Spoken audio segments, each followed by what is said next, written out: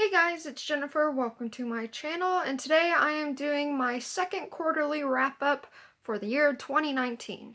So this video is going to be my second quarter stats, book purchases, and wrap-up. So this is only going to be between the month of April and June. So between April and June, I started 12 books and I finished 11, and then I also DNF'd one book. And out of all those books, the genres contained one poem, one short story, one sci-fi, one horror, one fictional autobiography, one nonfiction book, 5 fantasy, one thriller, and one young adult book. I read 1,899 pages, and I read and listened to an audiobook for 44 hours, 0.87. Let's get into the actual books. First is my mini book haul. As I stated in my last quarterly wrap-up video, I am trying to limit myself to purchasing or getting one book per month, just so I can decrease my TBR here. So I was gifted this book by my father. It's The Stimulation Hypothesis by Rizwan Virk. Don't know if I'm pronouncing that correctly, but basically this is our world real? Is everything we see and do a stimulation? And that's what this book's about. And then I bought 2 Roald Dahl books. They are adult books. They are not children books, and they're pretty dark. This one's called Cruelty, and this one's called Deception.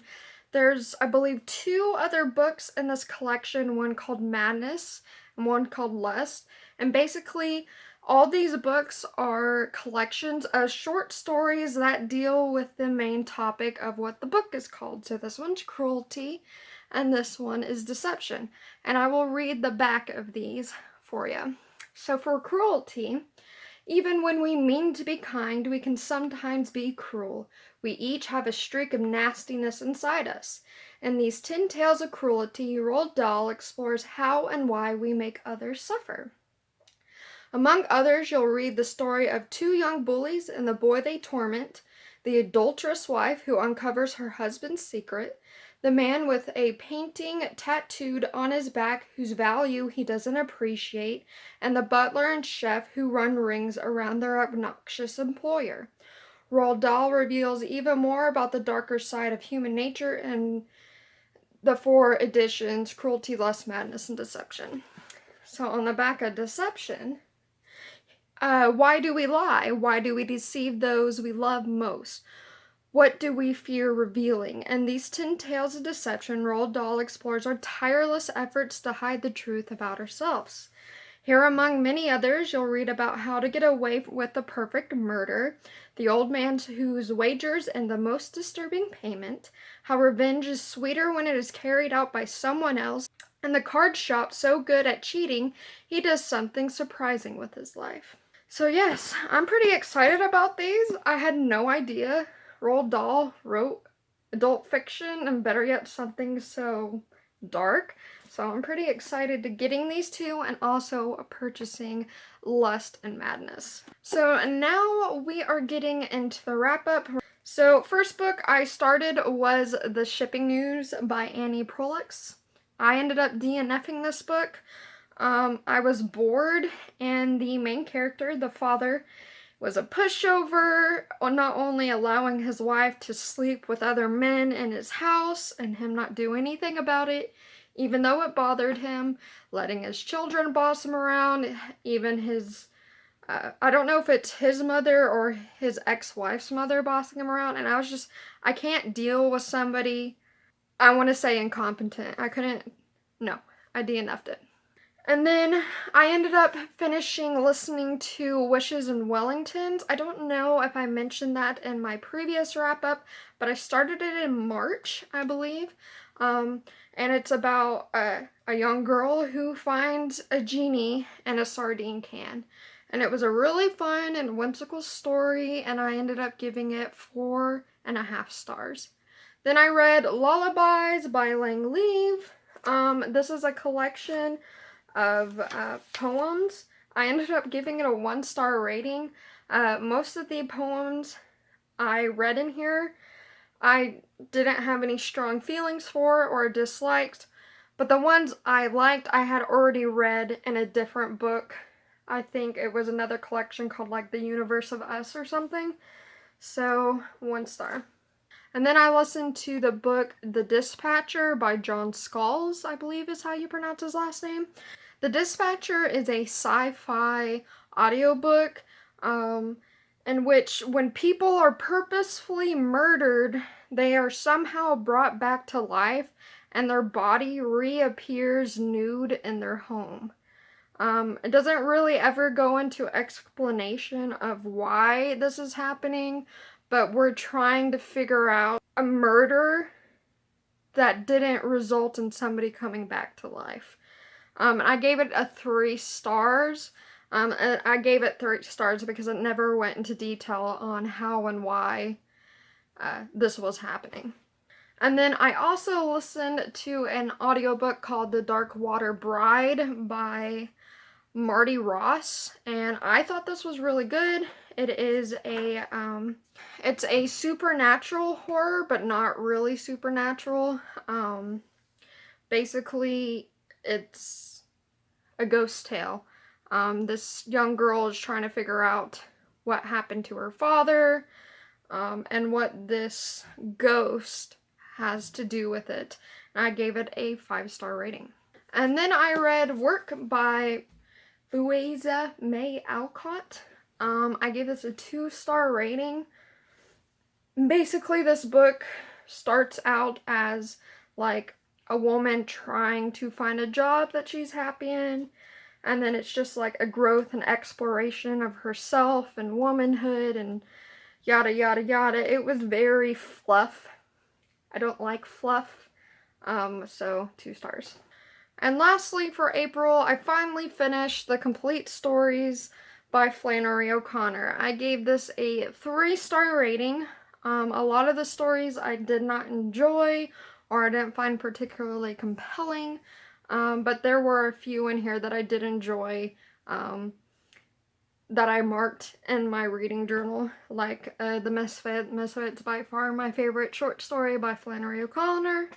But that's really about it. They were good, but not great. So now we're moving on to what I read in May.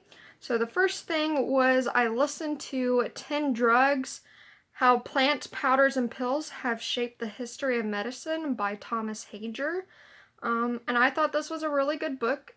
The title of the book basically explains what this is about. I thought it was interesting because I'm going to nursing school and drugs, you know, fun topic. And I ended up giving that a 5-star rating.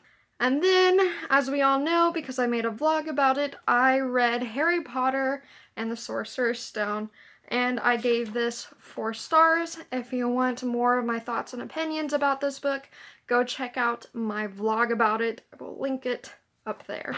Then I read the companion novel, Fantastic Beasts and Where to Find Them, and it's so pretty. And I ended up giving this a 3-star rating. It definitely reads as a very short textbook. It wasn't a story or anything. So it wasn't exciting, but it was interesting to know more details about all the magical creatures that is mentioned throughout Harry Potter. And then I moved on to Harry Potter and the Chamber of Secrets. Again, I'll link up at the top if you want to see my vlog about this book. And I ended up giving it a 4-star rating as well.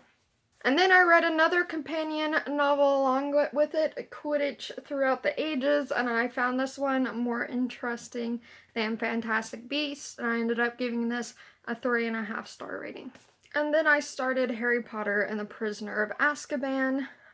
Again, the most recent link has Harry Potter and the Chamber of Secrets and Prisoner of Azkaban together in that vlog, so you can see more thoughts with that. I gave this one a 4-star rating as well. I technically didn't finish this until July 3rd, but I'm going to include it in this wrap-up since I've already uploaded a video mentioning this book with my thoughts and opinions. And then I listened to 2 other audiobooks, and I listened to Evil Eye by Madhuri Sikar. I'm probably butchering that name really bad, but it is a thriller type of book, and the whole story is phone calls or voicemails, which I thought was really interesting and a neat idea.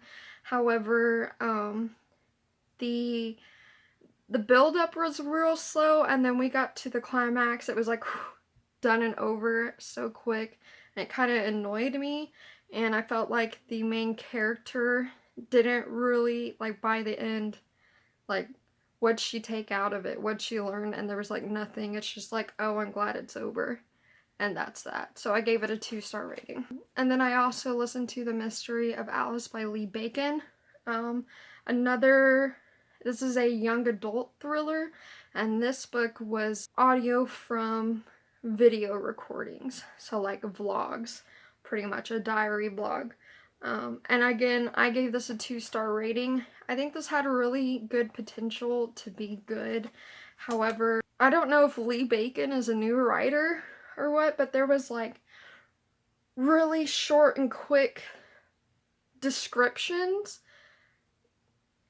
that the main character talked in, and then like, oh wait, I'm still a preteen.